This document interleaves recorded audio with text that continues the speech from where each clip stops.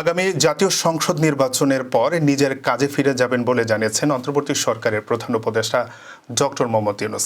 British সাময়িকী the ইকোনমিস্টকে দেওয়া এক সাক্ষাৎকারে তিনি এমন মন্তব্য করেন। আবারও বর্ষসেরা দেশ নির্বাচিত হয় সাক্ষাৎকারটি নেওয়া হয়।